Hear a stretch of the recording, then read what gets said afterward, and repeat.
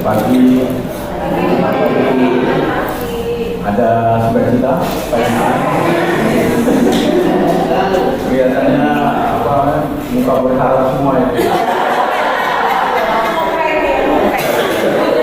Karena minggu-minggu ini kita mungkin stres karena kondisi perang ya, yang belum selesai sampai hari ini. Tapi walaupun udah berkeliaran kemarin, kita harus usah takut ya. Kalau nyasar ke sini kita pasti disangka lah. Itu pertama kayak ibu mati orang begini itu yang begitu. Teksturnya pedas. Oke, pagi ini dengan penuh sukacita dan kerinduan untuk kita berkumpul kembali dalam keluarga ini. Kita masih sejenak saat ini. Kita boleh berkepala dengan kita berdoa.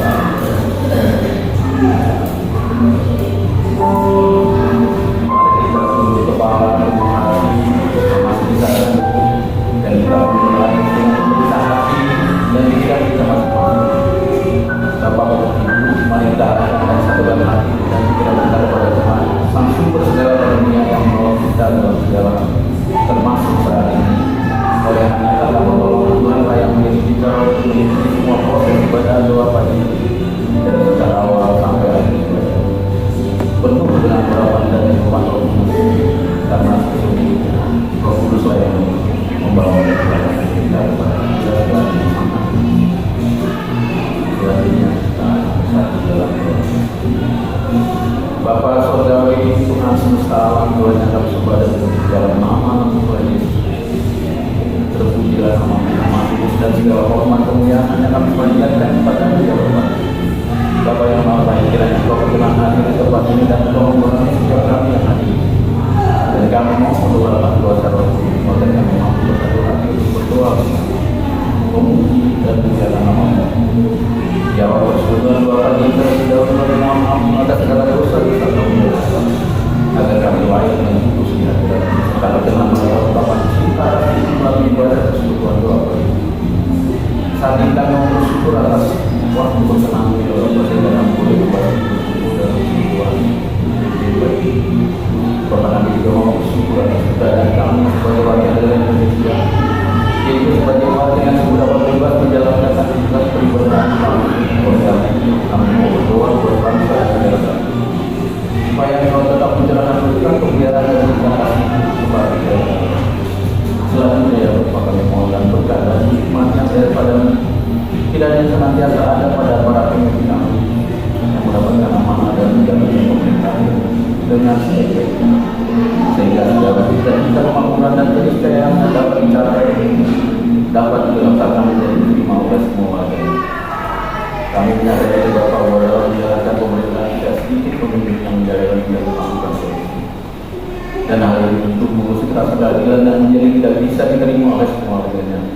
Oleh karenanya Bapak, kami mohon kuasa-Mu untuk memberikan roh yang dalam tangan Tuhan turun takut kepada para pemimpin kami sehingga mereka mengambil bagian menjadi pelayan yang berintegritas mengayomi dan mensejahterakan para warganya. Kami yakin ya Bapak bahwa jika para pemimpin yang Kau rapi dengan hikmat maka sesungguhnya mereka akan berkata melayani sehingga pada saatnya para pemimpin dapat melalui keresahan sosial dan juga dapat memberikan nyata-nyata bagi warga yang saat ini masih banyak kena PHK. Dan pemimpin tersebut nanti akan berupaya semaksimal mungkin agar dapat menemukan solusi untuk warganya dalam menjalankan pekerjaan yang layak dan pantas bagi mereka. Dalam skala yang lebih luas ya Bapak, pemimpin yang Kau berkati dan murah itu akan menjadi harapan bagi kami untuk mencetak perkembangan ekonomi. Perekonomian negara kami yang tentunya tak terlepas dari pengaruh ekonomi global. Terlebih lagi saat ini adanya perang di Timur Tengah yang sangat mengganggu kestabilan dan keberlanjutan perkembangan global. Oleh karena itu Bapak, kami serahkan segala situasi politik di dalam tangan dan kemenangan. Biar Bapak pemimpin yang terlibat perang ini Kau rapi untuk memiliki niat yang baik untuk mengakhiri perang dan mencintai kedamaian. Hanya dalam kuasa nama-Mu yang kudus ya Bapak, nama Tuhan Yesus Kristus. dan semua kelemahan mendampingi kami teruskan dengan mengingat betapa besar cinta kasih-Mu kepada kami, yaitu yang telah Kau beri dan selamatkan melalui anak-Mu Tuhan Sang Pratara kami. Terima kasih ya Bapa. Amin. Selanjutnya kita ujian membuka kasih yang membesarkan.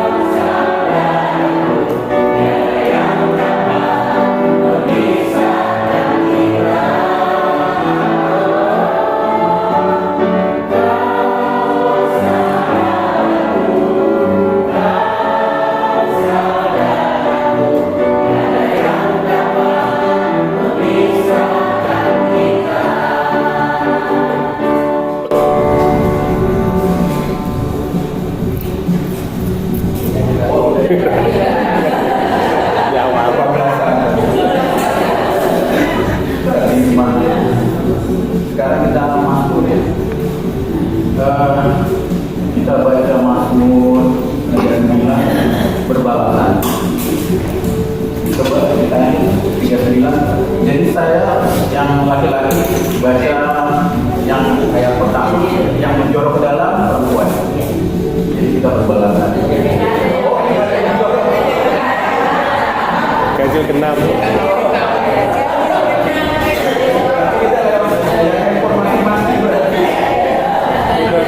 Kalau itu dari tapi sebenarnya Mazmur itu yang balas-balasan. Ada maknanya. Kalau ganjil genap ini kayak baca ayat biasa. Nanti ketahuan baca. Atau kita kembali ke ekor, jadi kita dapat sama-sama.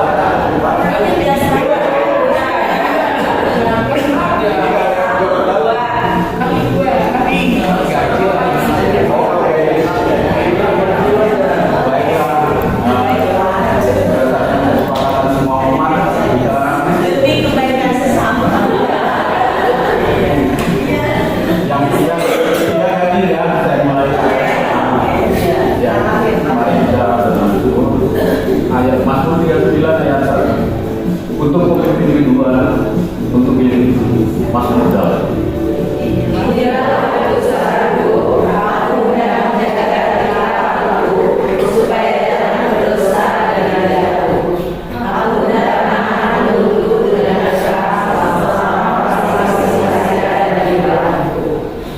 Aku mengeluh, aku diam, aku bisu, aku jauh dari hal yang baik, dan penderitaanku makin berat.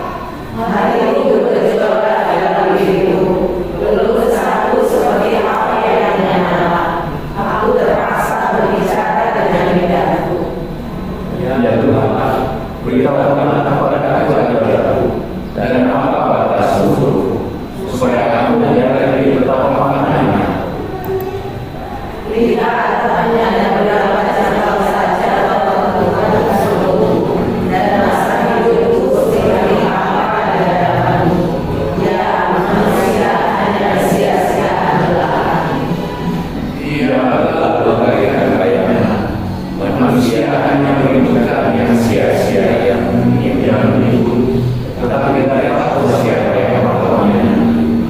Sekarang apa yang benar-benar kita Tuhan, harap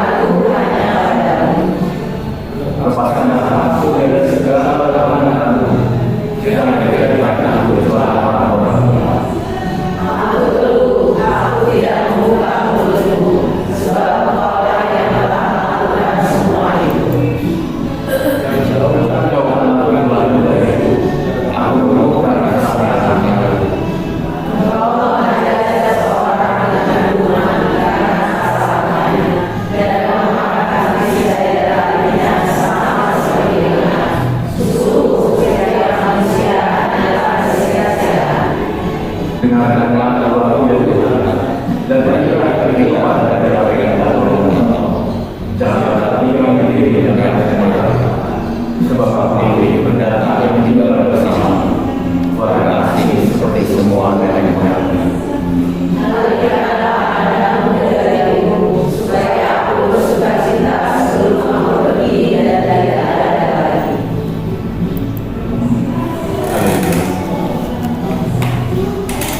Kemudian kita lanjutkan dengan berdoa bagi sahabatnya.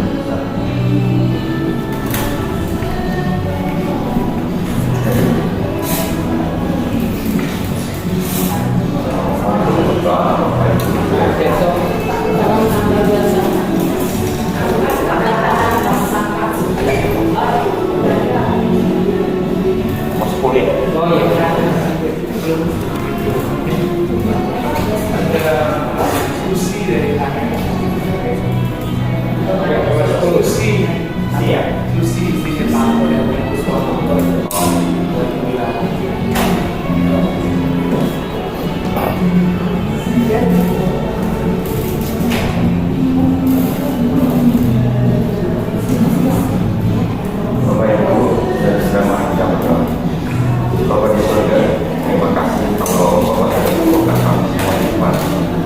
Kami merasa senang dan bahagia karena kami bisa berkumpul dengan saudara-saudara seiman. Tapi pada saat kedua kami mengingat saudara-saudara kami yang ini sedang berobat sakit, yang sedang dalam kedukaan, kami berdoa untuk Ibu Susi, Bapak Tomi, Ibu Sumatera, Bapak Titus dan Ibu Julia, Ibu Lina Tamrin, Bapak Siriono, Bapak Sinte, Bapak Agus Tanjong, Bapak Daud dan Ibu Nora, Ibu Siri Raharjo, Ibu Ovin dan Bapak Tangkas, Bapak Suwandono, Ibu El, Bapak Peter Frans, kiranya mereka semua di tengah kesusahan, kedukaan, kesakitan, Bapak berikan kedua kekuatan yang berasal daripada Tuhan saja, dan dengan rendah hati jika Tuhan mendampingi kamu boleh memberikan kesembuhan kepada mereka dan bisa pulih normal seperti biasa. Kami juga mau lanjutkan berdoa untuk Bapak Pendeta Woro dan keluarga baru yang sedang dalam proses kemoterapi dan radiasi, Bapak Markus yang juga dalam proses kemoterapi, Ibu Lili Andreas dari para kanker, Ibu Dorimia yang terkena kanker dan sekarang sedang menjalani radiasi. Kita asik dalam menjalani kemoterapi, Bapak Wikiria dan kemudian Ibu Yohana Stefanus, Ibu Riko, Bapak Supedi, suami dari Ibu Enda, Bapak Emeritus Bapak Tommy yang sedang menjalani pemulihan dari serangan stroke, Ibu Elizabeth Sianpuri, KIB yang mengalami masalah dengan saraf dan tulang belakang, Ibu Yolanda yang sedang mengalami sakit mata, Saudara Yason yang sedang menjalani masa pemulihan pasca operasi, dan Bapak Mika Desa dari Bapak Sumarto yang kena penyakit. Untuk mereka semua kami juga berdoa untuk kekuatan yang berasal daripada Tuhan saja, dengan kekhawatiran, dengan keputusasaan dan air mata yang mungkin ada, tetapi kiranya tangan Tuhan dan kasih Tuhan selalu sedang mereka. Dan sekali lagi dengan rendah hati Tuhan mengingat hal berkata kami semua tidak bisa berbuat. Kami juga berdoa untuk para perawat dan pendamping yang mendampingi kita hari ini, kami para dokter, tenaga medis, rumah sakit maupun segala sesuatu yang berhubungan dengan kesehatan dan pemerintahan. Terima kasih di dalam nama Tuhan Yesus kami berdoa.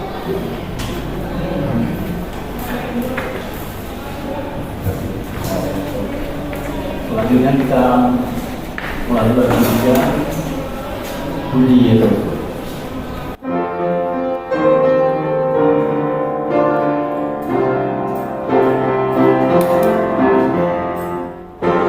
Puji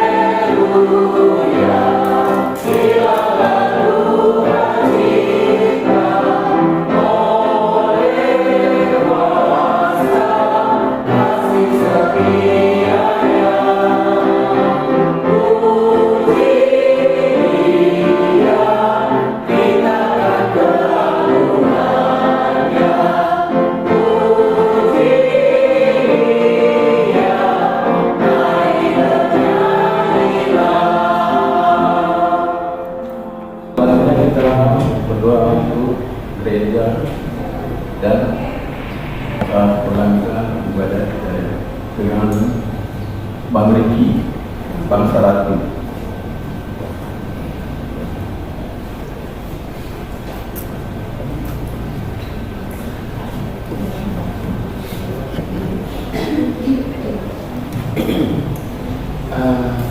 Selamat pagi. Mari kita berdoa untuk pokok doa yang sudah saya berikan. Kita mulai dari yang pertama. Mari kita berdoa.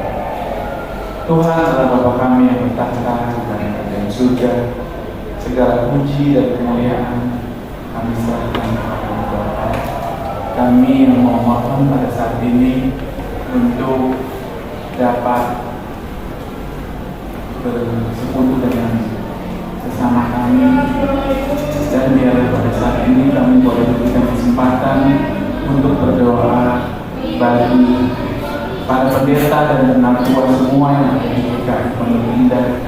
Biarlah para pendeta yang ada dan para penatua yang Engkau pilih di dalam masa pelayanan pada saat ini boleh dapat bekerja sama dengan baik dan juga boleh dapat melayani sesama dan juga dapat menjadi saksi bagi semua orang, terlebih yang belum mengenal Engkau. Dan biarlah semua yang itu pendeta dan penatua boleh dapat bekerja dengan sungguh melayani Engkau, bukan untuk kesombongan pribadi, tapi untuk kemuliaan dan kebesaran bagi nama-Mu. Tuhan, pada saat ini juga kami mau berdoa untuk ibadah besok yang akan dilaksanakan seperti biasa di 3 kebaktian. Kiranya kuasa Roh-Mu yang kudus yang menyertai membawa berita, pelayan semua, dan juga para karyawan yang bertugas, agar semuanya boleh menjadi baik adanya dan boleh menjadi untuk kemuliaan bagi nama-Mu saja. Tuhan, pada saat ini juga kami mau berdoa untuk kegiatan komisi yang ada di tempat ini, yang ada di GKI Pondok Indah khususnya. Biarlah semua komisi-komisi dapat melaksanakan dan mewujudkan semua apa yang sudah direncanakan dan juga apa yang sudah disepakati bersama untuk semuanya itu untuk kebaikan dan kemuliaan dari nama-Mu. Tuhan, kami juga berdoa di sekolah Tirta Marta. Biarlah sekolah Tirta Marta boleh menjadi berkat bagi semua, terutama khususnya untuk di dunia pendidikan, agar supaya terang Kristus bercahaya di dalam komisi, di dalam sekolah Tirta Marta. Tuhan Yesus, Tuhan, pada saat ini juga kami mau berdoa untuk pelayan firman yang pada saat ini akan bertugas, Ibu Pendeta Dharma.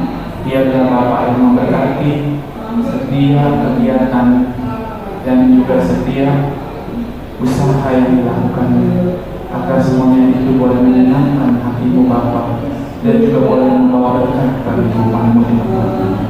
Tuhan, pada saat ini juga kami mau berdoa untuk persiapan pentarisan dari pendeta dan mawas mengulang, agar semuanya boleh berjalan dengan lancar dan seturut dengan kehendak-Mu. Tuhan, biarlah pendeta Dharma yang akan dihabis nanti, biar Tuhan yang membimbing, menyertai dan memberikan Roh-Mu yang kudus, sehingga dapat bekerja sama dengan para pendeta yang sudah ada. Juga boleh bekerja sama dengan pendeta Iritus yang masih bertugas di tempat ini. Tuhan yang akan menyertai semua acara yang akan berlangsung nanti. Kiranya semuanya itu boleh bukan hanya secara seremonial saja, tapi semuanya itu boleh membawa berkat dan menjadi kemuliaan bagi nama saja. Tuhan, masih banyak hal yang akan kami bawakan dan yang kami akan minta, tapi tidak semua bisa tertuang di tempat ini karena waktu ya Bapak. Tuhan, biarlah Engkau yang akan lebih mengetahui dan lebih mengetahui, dan biarlah pada saat ini juga kami berdoa khususnya kami teringat pada saudara kami Susi, istri istri dari Bapak dan Ibu Storo yang sedang dirawat di rumah sakit, yang masih dalam perawatan. Kiranya kuasa Roh yang kudus yang akan memberikan roh dan hikmat dan kebijaksanaan kepada Dokter Profesor Nino yang menangani juga pada perawat, agar semua itu boleh menjadi satu alat untuk kesembuhan ini. Dan juga Tuhan yang akan memberikan kesabaran kepada Bapak dan Kustor dan keluarga, agar boleh sabar dalam merawat Susi Bapak. Terima kasih Bapak, sekali lagi kami mohonkan seluruh doa permohonan kami pada saat ini. Dan biarlah Bapak juga yang memberkati persekutuan kami pada pagi ini. Hanya di dalam Kristus kami juga mau menyerahkan sekali lagi kepada kami, kepada Engkau Bapak, pendeta dan akan membawakan bingung pada saat ini. Hanya di dalam Kristus, nama yang penuh kemuliaan, nama yang berkuasa, nama yang penuh dengan kuasa Roh yang kudus. Kepadamu sekali lagi kami mengucap syukur dan berterima kasih Bapa. Amin.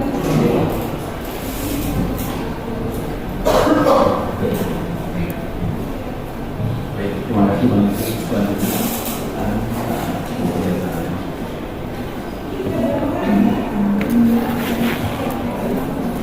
ya, selamat pagi semuanya. Kalau udah doa jadi langsung baca Alkitabnya aja ya. Kita melihat dari surat Paulus kepada jemaat di Filipi.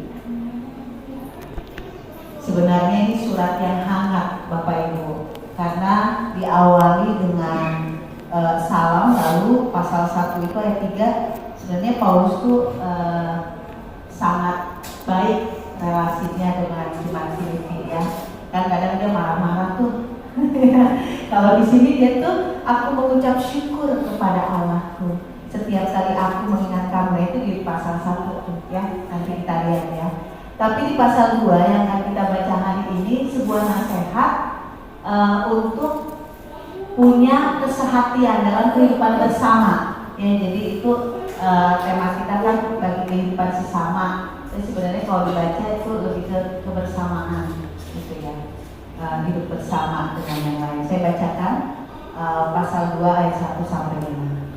Jadi karena dalam Kristus ada nasihat, ada penghiburan kasih, ada persekutuan roh, ada kasih mesra dan belas kasihan. Sempurnakanlah sukacitaku dengan ini. Hendaklah kamu sehati sepikir, dalam satu kasih, satu jiwa, satu tujuan, tanpa mencari kepentingan sendiri atau pujian yang sia-sia. Sebaliknya, hendaklah dengan rendah hati yang seorang menganggap yang lain lebih utama daripada dirinya sendiri. Janganlah tiap-tiap orang hanya memperhatikan kepentingannya sendiri, tetapi kepentingan orang lain juga. Hendaklah kamu dalam hidupmu bersama menaruh pikiran dan perasaan yang terdapat juga dalam Kristus Yesus. Ya, Bapak Ibu dan saudara-saudara, hidup sendiri sama hidup bersama lebih susah mana? Nah, coba yang jawab hidup sendiri lebih enak, boleh kalau jawabannya yes, boleh berdiri ya. Hidup sendiri lebih enak, yes or no? No, hidup sendiri lebih mudah. Hidup bersama lebih enak. Jadi apa? GKI in between. Tidak ini tidak itu. Oke, ya. Tapi kita hari ini mau melihat memang, kan orang bilang enak hidup sendiri gampang, enggak juga loh. Ya, kita tuh butuh orang lain. Seintrovertnya orang, sebenarnya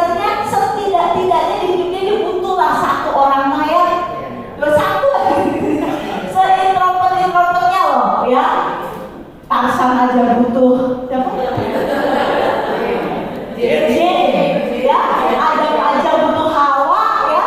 Dia cari monyet sama berbeda ngomong gitu ya. Saya butuh yang lain yang bisa ngomong, yang bisa mendengar, yang bisa juga saya dengar dan mengerti gitu ya. Jadi walaupun susah hidup banyakan, tapi sebenarnya naluri orang tuh pengen hidup bersama. Tapi memang betul sih kalau hidup sendiri kan konflik ya sama diri sendiri aja batinnya gitu ya.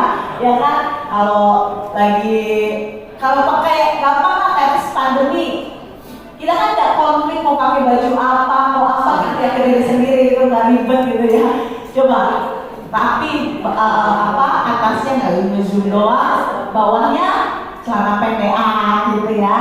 Kayak nggak ribet harus orang lain nanti ketemu gini. Tapi sesungguhnya ya, meskipun hidup dengan orang lain itu perlu penyelarasan, ya. Tapi bukan harmoni yang semu. Jadi itu kena Paulus nih bicara, hendaklah hidupmu bersama itu sehati sepikir. Itu bukan bicara harmoni semu nih, yang kayak bagus di atas. Oh, gak ada konflik tuh, ya. Mereka semuanya saling sapa, senyum, salam kayak rumah sakit. Di rumah sakit gitu, 3S gitu ya. Dan itu semuanya melakukan gitu ya. Terus mereka tuh gak saling marah loh gitu. Mereka gak saling mengganggu, bukan itu ya. Justru itu mah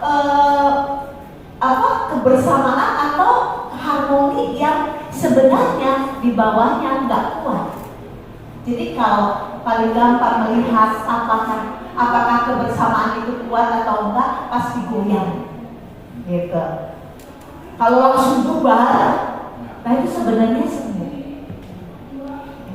Tapi kalau sebenarnya akarnya kuat, digoyang-goyang, mungkin daun-daunnya udah pada rontok, ya kan? Tapi nanti musim hujan lagi dia tumbuh lagi kayak rumput di depan rumah saya. Saya udah bersih. Kok ada hujan? Kok ada pada tumbuh? Ini dari mana? Jadi saya colokin satu-satu. Jadi akarnya panjang-panjang gitu ya. Oh ini akar tahun lalu gitu ya. Jadi kebersamaan juga begitu. Kalau hanya kelihatan atas, suami istri.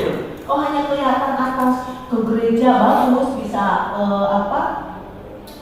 bareng, terus juga lebih dari itu Pak, bajunya selalu senada, saya biasa repeat ya. Saya suka lihat orang yang senada kalau ke gereja, ya. Jadi kalau yang cakep gitu ya, bagus gitu ya. Saya agak susah melakukannya, tapi saya suka melihatnya indah gitu. Tapi lebih indah lagi itu plus, ya. Di dalamnya juga ada keselarasan. Nah, kenapa Paulus menuliskan surat pasal 2 ini? Dan sesungguhnya dulu sih nggak ada pasalnya, nggak ada angka-angkanya ya. Ini mah surat 12 aja, ya kan? Kita yang redaksi tim peredaksi yang kanonik, yang mengkanonkan ini ya, kasih angka ini 2, ini perselisihan, yang ini sama hangat gitu. Dan ini yang menulis aja ya. Nah, tiba-tiba dari yang hangat, di sini kok ada pesan-pesan sponsor nih ya, yang penting ya. Nah, setelah dia mengucap syukur atas berbagai hal yang dilakukan oleh jemaat Filipi ini, yang dia katakan, dan jemaat Filipi itu memang oleh penafsir juga dikatakan di sorot sebagai jemaat yang sangat mendukung pelayanan penginjilan Paulus. Jadi mereka support banget gitu ya.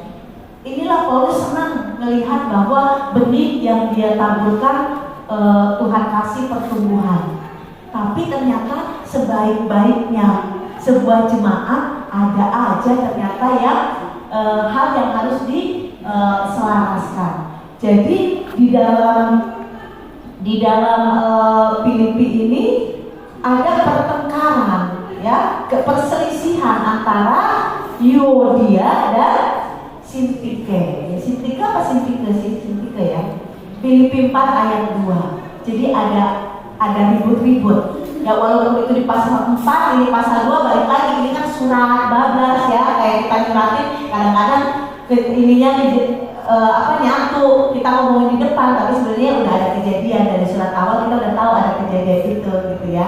Jadi Paulus tuh dalam bukan public speaking atau apa, dalam personal relationship-nya tuh menurut saya keren banget. Dia katakan apa yang baik, dia nggak menahan-nahan diri untuk memuji, ya. Dia puji tuh, aku ucap syukur kamu begini-begini, kan pujian ya. Tapi juga kalau ada hal yang perlu, ada hal yang harus disampaikan, dia sampaikan. Karena apa? Dia meyakini gini, karena dalam Kristus, maksudnya sebagai tubuh Kristus, sebagai orang yang hidup bersama, itu ada nasihat gitu. Jadi kalau kita sebagai satu tubuh hidup bersama, sebenarnya kalau ada yang nasehatin itu adalah privilege, keistimewaan sebuah persekutuan, karena itu ada care di dalamnya, ada kepedulian. Makanya dia bilang kan sehati sepikir, tapi bukan dalam kepentingan sendiri. Karena bisa juga kan sehati sepikir, saya sama Bulia kalau kali kau gitu ya, Bulia begini-gini, tapi kepentingan kami nih, ya kan? Tapi di sini dikatakan apa? Hendaklah kamu sehati sepikir dalam kasih apa?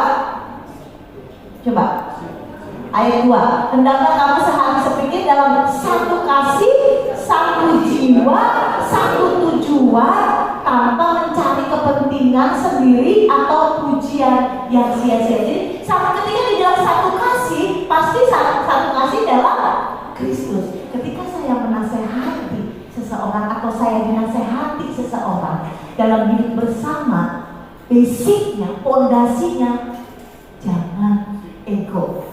Karena kalau ego yang ngomong udah gak benar. Oleh karena itu penting screening diri sendiri. Kalau saya ngomong ini nih, saya motifnya apa? Nih ada orang hukum mencari motif. Saya nontonin di Netflix film apa sih, Lawyer Lincoln yang, iya, tuh, wah mencari motif tuh susah banget gitu ya, kerjaan orang hukum gitu ya. Paulus pengen apa? Ketika kita hidup bersama melakukan sesuatu, motifnya clear, yaitu kasih dalam Kristus, ya. Karena aku mengasihi dia, karena aku nggak mau dia Sintike dan si Eudolia ini susah banget sih namanya. Unike atau orang Yunani kan Unike, Eureka, berarti Euodia. Mbak ini dulu ya, apa di shaping dulu ke pelajaran Yunani zaman dulu, bacanya gitu, Unike gitu. Eureka, aku melihat, aku menemukan gitu ya. Jadi Euodia. Nah, ini kayak si Slamet gitu ya, gampang kalau di sini masuk Sitikosasi. Coba kalau orang Yunani ngomong Sitikosasi susah juga dia, ya. Orang bule aja ngomong Sitikosasi susah ya. Ya kita juga ya jadi wajar ya, susah-susah.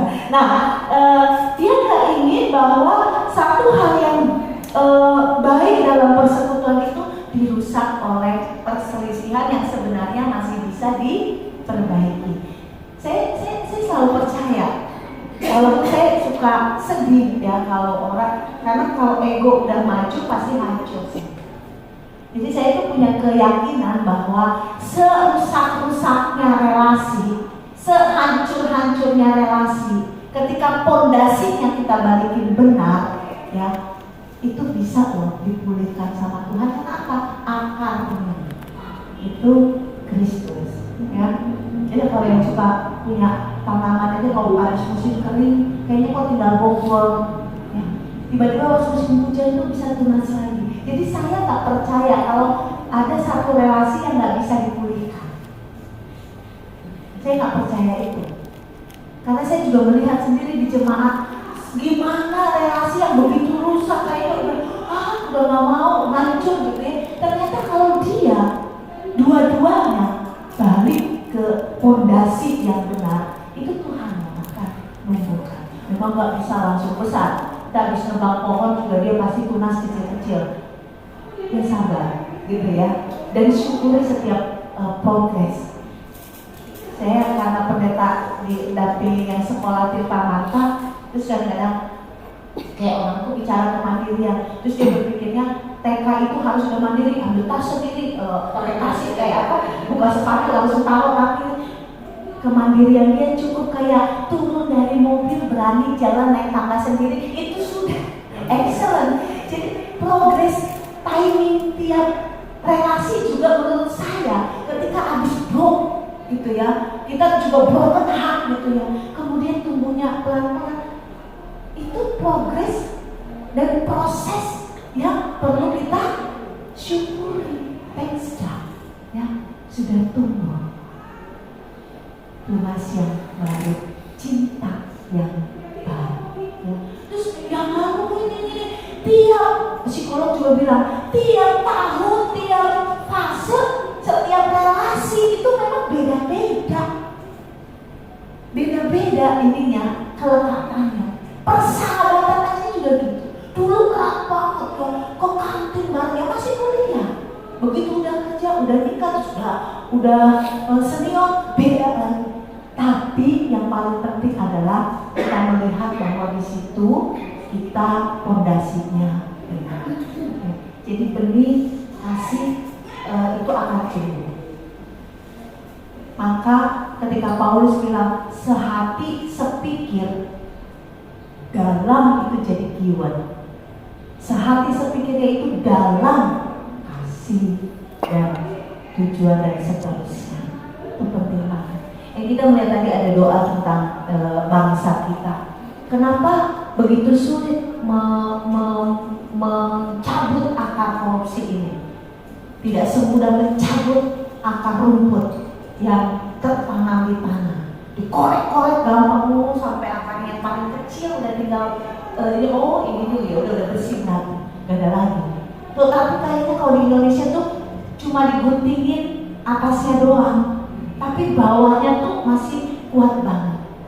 Dan saya pusing kepala saya tiap kali baca, ketangkap dan udah berlalu gitu. Yang di depan saat ini kenapa nggak di stop gitu ya? Yang sekarang loh, jangan yang udah lalu-lalu gitu kan. Kalau mau betul-betul ngorek gitu. Kenapa? Balik lagi yang dikatakan Paulus, setiap orang mencari kepentingan sendiri. Susah untuk punya hidup yang baik itu susah kalau orang hanya untuk kepentingan sendiri. Hukumnya udah benar, kepentingan bersama di atas bangsa di atas kepentingan pribadi dan golongan. Dari SD kita Pancasila, PLP jadi PPKN, terus sekarang apa namanya? Yang punya cucu PPKN namanya apa? Nggak tahu. Pendidikan Pancasila gitu ya, ganti berapa? Orang lawyer kan, orang hukum gitu. Ya, itu sangat susah untuk membuang akar yang buruk kalau balik lagi setiap orang mencari kepentingan sendiri. Di gereja juga gitu. Ya. Kalau orang hanya mencari kepentingan komisinya, nggak akan ini, ya kan? Dia lagi bikin program nih, ya kan? Lagi bikin program. Kemudian kan ada pasti di mana-mana ada plafonnya, ya kan? Di rumah aja ada plafonnya, boleh jajan tapi segini ya. Anak saya yang udah SMP waktu TK lucu banget, jadi tiap Senin kan saya libur. Jadi saya jemput Pak Am1 suami saya di Plaza Senayan ini ya, waktu itu kantornya ya. Jadi sekalian dia anak masih muda ya. Waktu sekarang sih kalau ada libur mendingan pijet. Jadi Pak Bu gitu ya. Kalau dulu tuh dia libur dikit sana. Oh sekarang capek.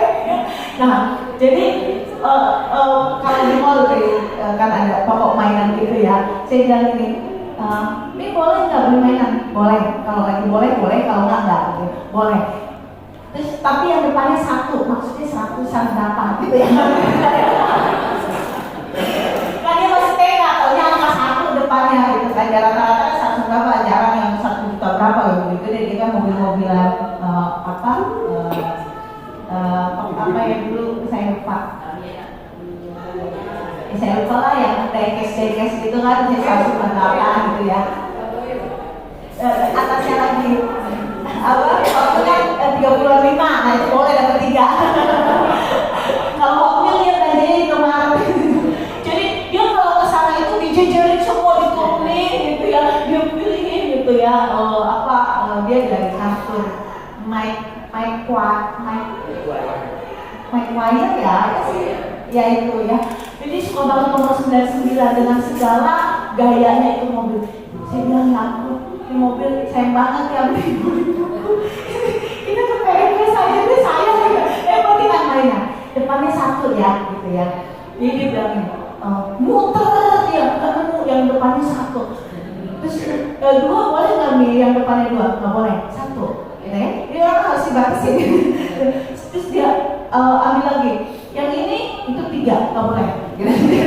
Dia muter aja. Nggak ada nih, nggak ada. Terus saya temenin, ini ada 1. Tapi aku nggak suka. Ya, jadi apa? Dia nanti habis itu udah deh nih, nggak usah katanya, tunggu papi aja. Begitu asal turun gitu. Gimana udah dapet? Saya mulai dikit, udah dikasih mereka berdua. Dan selalu berhasil dapetin ya gitu ya.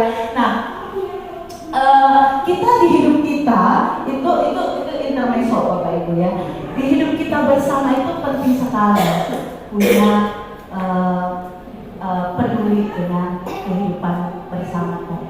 Saya sih ke Indonesia tuh rada-rada hopelessnya apa? Nggak punya keinginan kayaknya saya merasa tiap baca berita saya yang error apa pejabat yang error sih gitu ya. Dia baca berita komentarnya, pendapatnya, opininya dulu waktu kecil. Kalau saya baca dengan berita, dulu kan nontonnya TV nasional gitu ya, dunia dalam berita. Kalau pejabat ngomong kayaknya tuh daging semua. Kayak tuh, wah belajar ya, walaupun ngomongnya gitu ya. Tapi tuh kita nunggu ya walaupun masih SD. Sekarang tuh baca kayak, ya ampun serius gitu ya. Ini komentarnya gitu. Jadi pusing rasanya.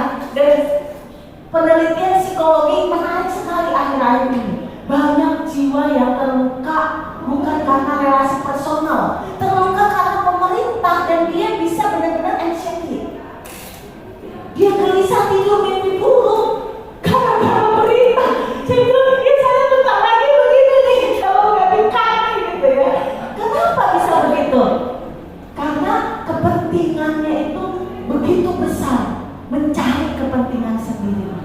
Tapi nanti ganti penguasa lagi, dikulik yang sekarang. Jadi kayak gubek aja gitu loh. Kenapa nggak yang di depan gitu ya? Nah itu kegelisahan saya Bapak Ibu. Jadi ketika saya berdoa, kadang-kadang saya berdoanya itu Tuhan tangkepin ya yang jahat-jahat sekali gitu ya. Saya nggak ada berhati, mereka berhati yang baik. Dan selesaikan yang tidak baik, yang tidak bertobat gitu ya. Agak susah gitu ya. Tapi saya mendoakan pejabat yang kita tahu bagaimana mereka juga ada yang baik dan berjuang untuk baik. Ya, kita mengenal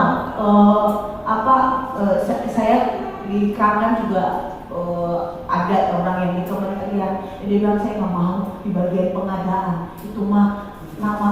Jadi Kemhan waktu itu dia dirjen pertama dan satu-satunya perempuan. Dan tahu hanya berapa? 3 bulan. 3 bulan saya yang bawain Alkitabnya buat ambil sumpah. 3 bulan udah bergeser gitu. Saya justru lega Bu. Stres saya tadi gitu. Segitu sulitnya. Jadi kita harus doain orang-orang yang seperti itu, bahwa masih ada orang yang mau mencari kepentingan bangsa ini bersama. Tuh ini sekali, karena itu bukan kepentingan bangsa yang jauh dari kita, itu semua terkait loh sama kita ya. Nah, dalam hidup kita bersama memang penting sekali mengutamakan keselarasan itu ya, dan kepentingan bersama itu. Karena kalau satu-satu ngambil egonya, hancur. Lalu pujian yang sia-sia, sapi 19.000 dan lele. Nah, itu kan pujian yang sia-sia menurut saya. Ya kalau kita mau jujur nih, karena yang diupload orang nggak ada sebenarnya roti yang 1.500-an gitu ya. Ada sih yang bagus Tuhan gitu ya, yang ada MBG yang bagus. Tapi ada juga MBG yang isinya tuh ya ampun, benar-benar ya kurma 3 biji. Bener sih, ini sih parah gitu. Tapi orang mencari pujian yang sia-sia. Yang penting saya ngomong baik di depan yang memberikan pekerjaan gitu. Nah ini kejamnya orang kalau mementingkan diri sendiri. Dia ke atas akan sangat baik, ke bawahnya dia kejam. Di kantor juga begitu tuh. Kalau kita memang sayang sama kantor kita akan upayakan yang baik buat usaha kita. Melelahkan nggak Bapak Ibu? Melelahkan. Jadi pemimpin atau di usaha kita, di kantor kita jadi pemimpin yang mengutamakan kepentingan bersama, melelahkan nggak? Melelahkan. HRD itu orang paling stres juga. Iya, dia harus cut orang, tapi gimana caranya dia menolong kalau dia betul ya, supaya dapat seenggaknya haknya dan lain-lain. Capek, better ya. Ini pokoknya udah keputusan perusahaan, tapi dia harus mencari gimana cara ngomong yang baik supaya dia bisa menerima itu. Jadi kepentingan bersama itu melelahkan, mengupayakan ini, tapi itu yang paling kuat dalam menjalin sebuah kebersamaan yang sejati gitu ya, Bapak Ibu.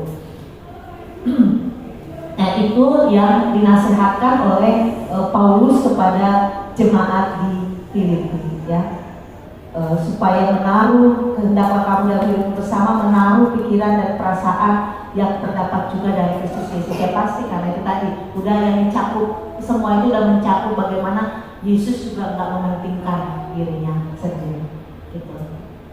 Sakit-sakit sih tapi tetap dia jalani gitu ya. Oke, Bapak Ibu, semoga kita bisa yang bagian kita aja.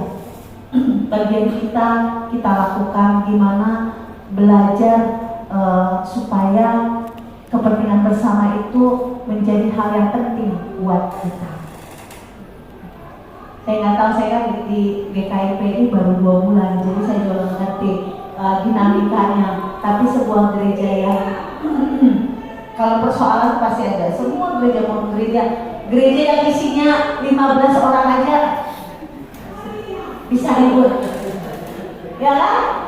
15 orang aja bisa ribut, apalagi jemaat sini banyak, bisa ribut, bisa ya, sangat mungkin bisa. Suami istri yang berdua aja bisa ribut, ya kan? Suami istri yang berdua aja bisa ribut, apalagi ini tidak mengenal satu sama lain dengan sangat mendalam. Kita juga mungkin taunya secara apa yang kita lihat aja di gereja, tapi dalam hidup bersama sangat penting, udah mulai memikirkan kepentingan orang. Ini ujiannya ya pas program ini lah, dimana kepentingan komisi saya penting, komisi orang lain juga penting. Gimana supaya kue yang segini semua kebagian sesuai dengan porsinya, ya kan? Kita dari kecil diajarin adil itu bukan semuanya dapat satu slice pizza. Tapi kalau dia masih bayi yang nggak dapat slice, dia dapatnya bubur misalnya ya. Itu berarti kepentingan yang lebih besar yang dilihat. Kalau adil tuh yang TK kasih 2 slice, yang SMP kasih 2 slice. Oke. Menurut orang itu adil, tapi bukan itu yang keadilan yang kita mau munculkan. Tapi apa yang dia perlukan, apa yang dia butuhkan, dan itu kacamata kita adalah pikiran dan perasaan Kristus, cinta kasih yang menurutnya. Tuhan memberkati. Silakan kalau ada yang mau menambahkan. Ya Pak. Ini Pak. Nggak apa-apa. Sambil mengingat namanya saya. Kak Joni. Kasih.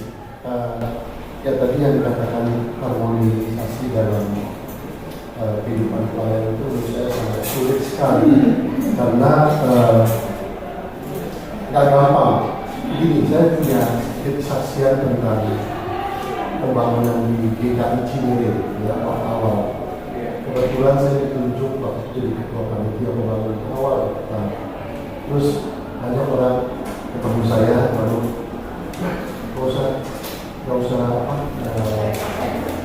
pokoknya saya bantu deh, konsultasi setiap konsultan semua nggak usah bantu. Nanti kita yang bisa selama saya kemudian juga background dari sipil, kemudian oke ya senang sekali kita segera karena dananya terbatas ya kita lakukan semuanya. Tapi dalam kenyataannya kok seringkali itu nggak bisa tepat waktu dan sebagainya.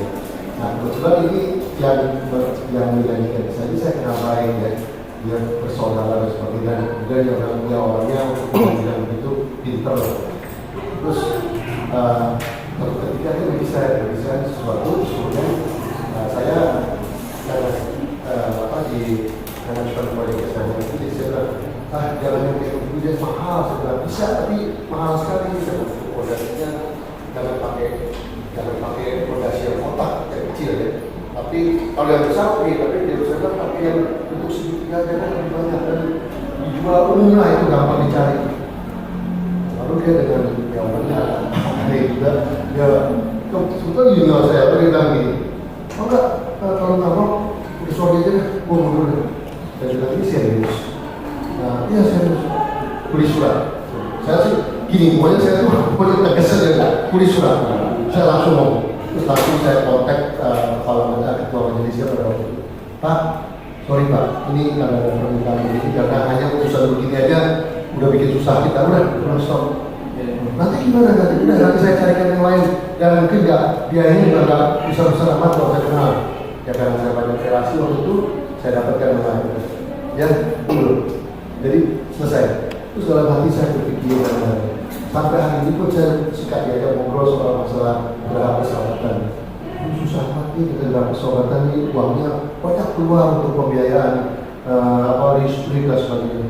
Saya memang nggak boleh kalau gereja pakai misalnya disewakan, tapi bukan sewakan komersial, minimal untuk penggantian biaya listrik dan sebagainya.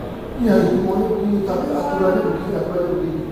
Ya saya pikir aduh Tuhan memang gak gampang diharmonisasi kegiatan ini, karena semuanya Pak, karena semua kerjanya itu nggak dibayar. Jadi dari yang paling bawah sampai yang paling atas, biarpun yang pimpinan, pokoknya nggak bisa. Menurut saya itu nggak boleh begini. Nah akhirnya hal-hal begini terus berlanjut, dan saya suka pada kontak beberapa teman lain. Bagaimana masih belum bisa Pak? Saya bilang susah, karena gereja juga dia mengumpul keuangan dan sebagainya. Kan kalau harus membiayai satu gedung cuma-cuma ya, maaf nih, kadang-kadang dipakai untuk kegiatan umum, tapi sama sekali nggak ada ini. Kalau terima uang itu nggak boleh, karena apa? Itu kan gereja nggak boleh terima uang. Saya bilang masa seperti itu. Nah hal-hal seperti itu saya kira memang di dalam pelayanan khususnya di dalam persekutuan banyak harus berbuat asik, tapi kadang-kadang salah sasaran juga. Jadi ya barangkali ini satu kesaksian buat saya, jadi bagaimana di dalam persekutuan itu kita kadang-kadang merasa bahwa ada saat-saat kita juga harus berani tegas, tapi ya tidak, kalau bisa tidak menyakiti orang yang kita akan bicara. Dan itu mungkin ya sekedar menyambung contoh kecil yang bisa dibuat. Terima kasih. Ya, makasih Pak John. Dalam sebuah pembinaan, Pendeta Paulus Sugawijaya itu dosen buka wacana teologi. Dia biasa manajemen konflik, ya transformasi konflik kalau sekarang dulu nggak cuma manage tapi mentransformkan. Nah terus dia bilang ini, kan ada pertanyaan, kenapa sih kerja di kantor tuh kayaknya masalah tuh bertumpuk-tumpuk yang ada lah. Di gereja itu kayak susah banget gitu kan, waktu itu konteksnya. Kemudian dia orang kadang-kadang dia nggak ngerti, dia ngeyel misalkan gitu. Lalu jadinya konflik gini-gini. Pendeta ini bilang ini Pak Paulus ini agak susah ya kalau di kantor ada HRD yang screening mau masuk, nggak cuma ilmunya tapi juga psikotes terus dan lain-lainnya. Jadi itu rada-rada sefrekuensi lah sama, biasanya sejiwa sama coachnya gitu. Kalau di gereja emang bisa kita prestasi. Wah, bapak ini di gereja sebelumnya ternyata suka ikut, jangan kita terima, jadi nggak bisa. Ya, walaupun udah tahu nggak bisa, kita persulit biar tidak tahu lagi aja yang baru bisa prestasi. Kita alasan apa, pendeta sibuk nggak bisa percaya apa, nggak bisa, ya kan? Terus ada lagi yang masuk ibu-ibu ini, aduh ibu ini sensitif banget, colek dikit dia udah langsung ini nanti berbuah kemana-mana lukanya gini-gini. Bisa nggak ada? Jangan masuk nih, jangan masuk dulu. Misalkan nih mau ikut doa PDP, nggak usah PDP nggak enak, nggak bisa, ya, ya kan? Justru sebenarnya di satu sisi memang itu challenging, ya challenge banget di situ. Tapi di satu sisi itulah ya yang keistimewaannya, bahwa begitu beragamnya tubuh Kristus, tapi bisa loh kalau, makanya harus fondasinya satu Pak, ya. Kalau fondasinya berdasarkan keilmuan, fondasi, loh kalau di kantor saya itu sektif masih itu ini nggak boleh, ya kan, itu belum ada, kita juga nanti akan kasih itu, jadi bisa disampaikan, ya. Karena tiap orang tuh punya sensitivitasnya sendiri. Orang musik yang jago banget, dia bilang, aduh itu nggak enak, pianonya jangan ini udah ada sedikit nada yang ini. Kalau kita semuanya nggak ada dasarnya, ya itu dasarnya benar beliau, tapi maksudnya harus ada yang common sense-nya gitu, ya. Nah itu baru nanti bisa. Tenang, kita akan beli seperti itu, atau selera. Nggak bisa pakai selera.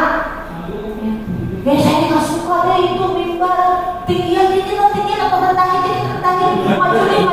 Nah, kalau semuanya begitu, bubar gereja.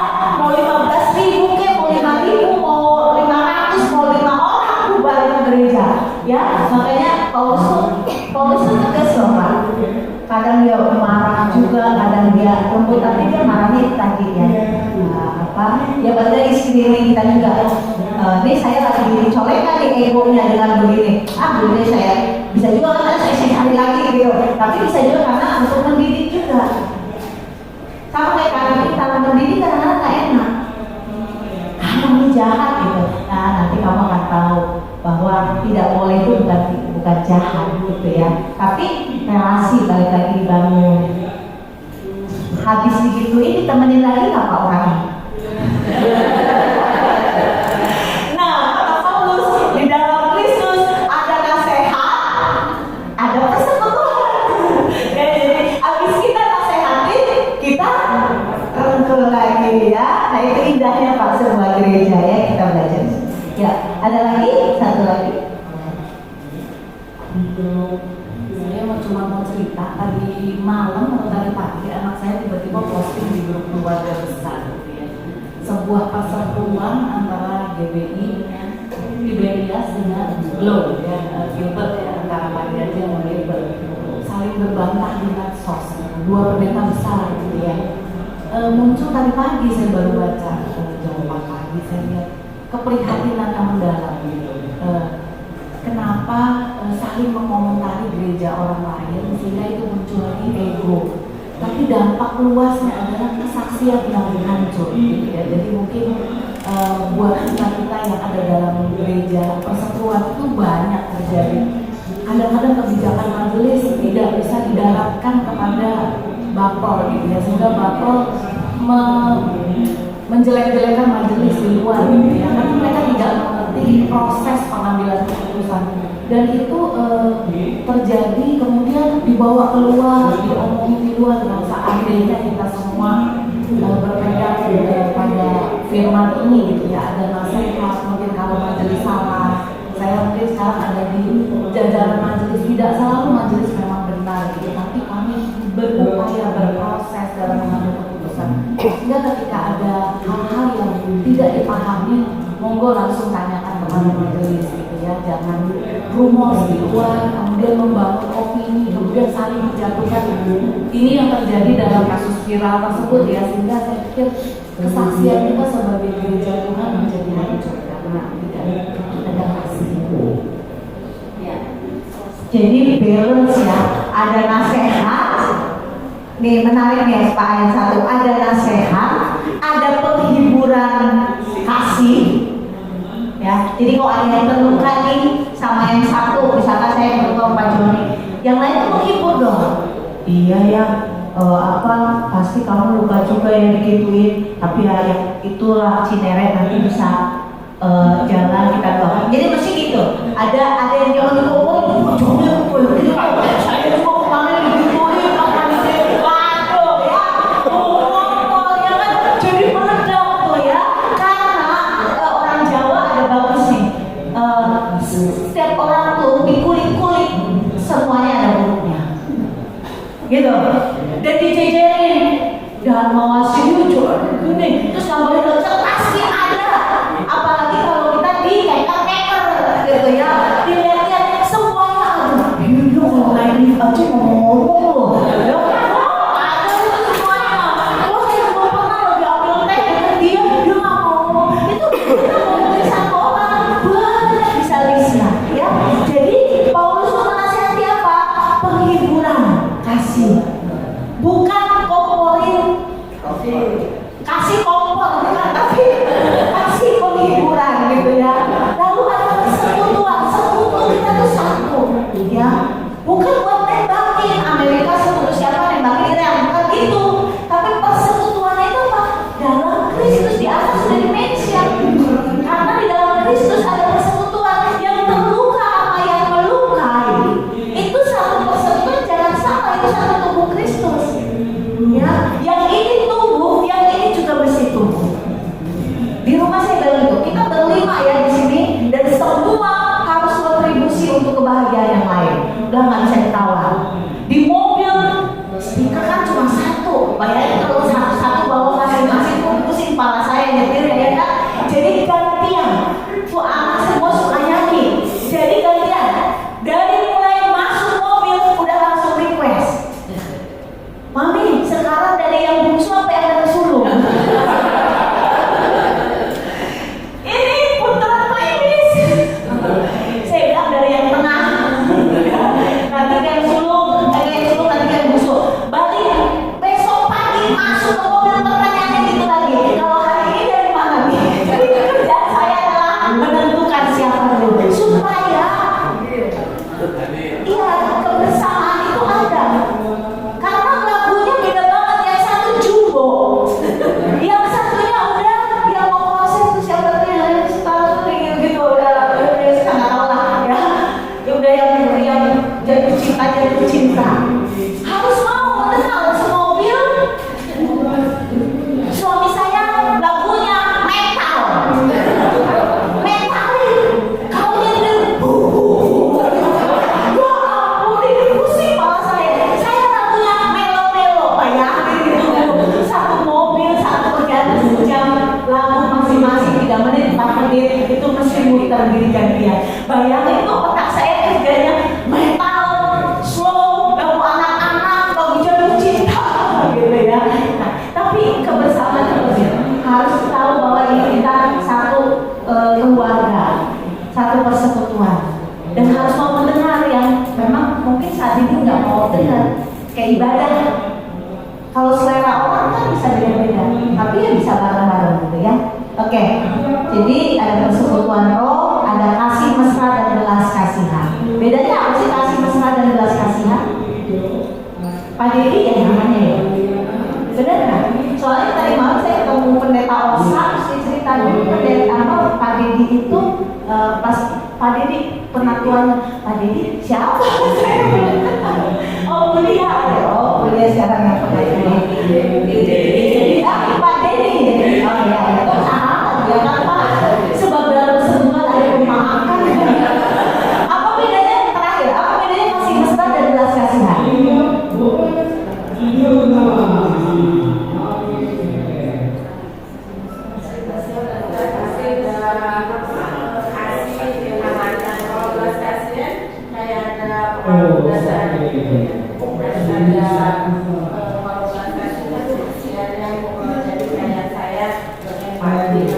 mungkin dia tadi pagi untuk sarapan jadi lapar jadi kalau aku bilang jadi kayak tersebut sedikit jadi marah gitu jadi meledak gitu Ya, kayak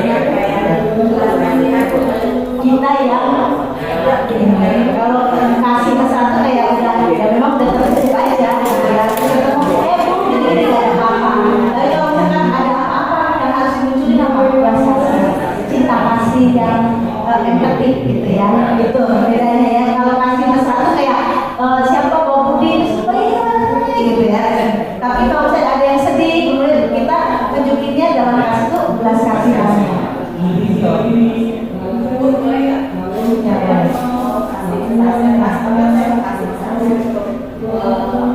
Kasih mesra dari belas kasihan. Saya mau menggaris bawah itu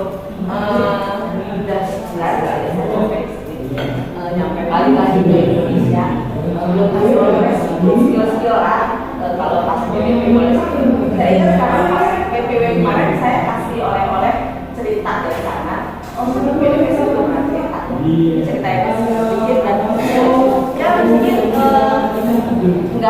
nggak spektakuler tetapi meaningful buat saya di sana dingin waktu itu memang musim dingin jadi anak saya tinggalnya di warehouse jadi di halaman depan agak berantakan ya karena banyak daun-daun gugur terus waktu itu tidak ada yang ekstrim yang jalanan terus as a mom yang biasa beresin rumah gitu kan nggak bisa tuh lihat daun-daun di depan banyak jadi kalau ingin saya jaket ya apa saya beresin di depan lagi kalau nggak saya beresin apa seperti itu terus anak saya tuh kali udah lihat buat kali saya beresin daun yang berantakan itu baik dia sendiri di rumah karena temannya lagi satu tahun di Amerika jadi terus dia bilang ke saya mama nggak apa-apa tuh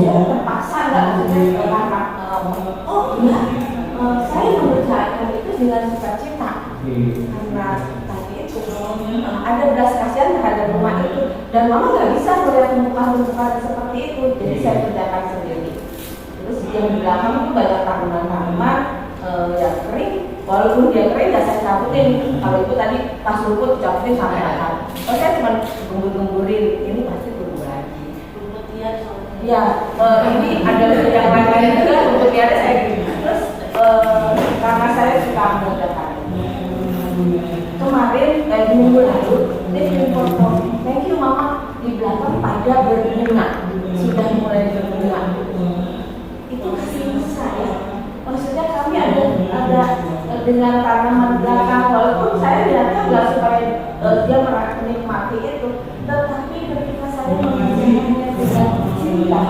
karena ini juga rasa rumah saya gitu. Terus saya mengerjakan semua itu walaupun dia merasa mama rasa nggak enak kedinginan apa mau saya dicariin lah nanti bisa nyuruh orang gitu ada 11 kali ada orang yang oh enggak mama nggak enak kalau dingin aja walaupun dingin mama harus bakar oke kalau mama nggak makan dia sambil peluk gitu thank you ya mama tapi minggu lalu dia kirim foto bunga di belakang itu bunga dari dulu itu dia ditaruh di pas gitu thank you ma ini hasil mama kemarin dari di belakang jadi ketika kita mau membagikan kasih mesra itu bukan hanya karena belas kasihan ya tetapi yang lain ternyata menikmati dan ada rasa itu juga gitu. Walaupun mungkin awalnya saya merasa belas kasihan saya gitu, dengan kondisi itu gitu dia sendirian bantu paling 11 kali atau 2 minggu sekali datang tapi saya mau berbelas kasihan bukan karena saya kasihan sama dia bukan saya karena merasa saya oke gitu loh dia sampai beres bukan tetapi dengan kemesraan dan cinta saya dan dia merasakan mesranya saya dengan tanaman-tanaman dia di belakang menghasilkan bunga yang baik bagus kemarin bunganya macam-macam gitu saya bisa sampai wow, saya sudah sampai kayak oh kayak gitu kok. Mulanya saya sendiri nggak tahu ya kalau lagi itu akhirnya berubah seperti itu aja mungkin yang mau kita lakukan. Terima kasih ya. Jadi kasih mesra itu kadang-kadang dia mengalir begitu saja, walaupun orang itu nggak membutuhkan, nggak usah.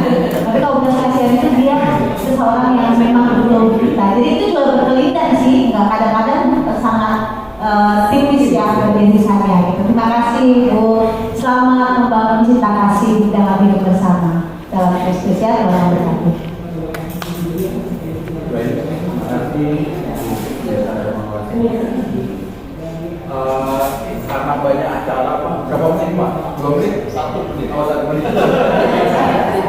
Terima kasih dan saya mengucapkan Pak tadi saya mengucap syukur dan terima kasih untuk dukungan teman-teman. Di saat saya sudah membaik, sekarang sudah boleh pulang dari rumah sakit. Oh iya.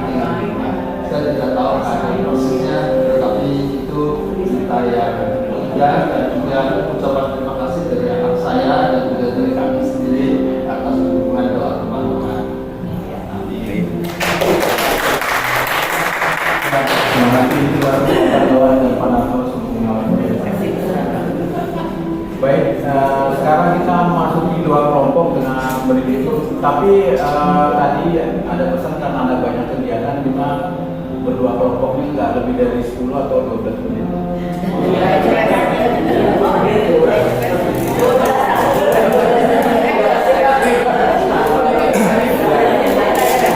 Langsung 9. Dimulai dari saya, kemudian John. 2, 3, 4.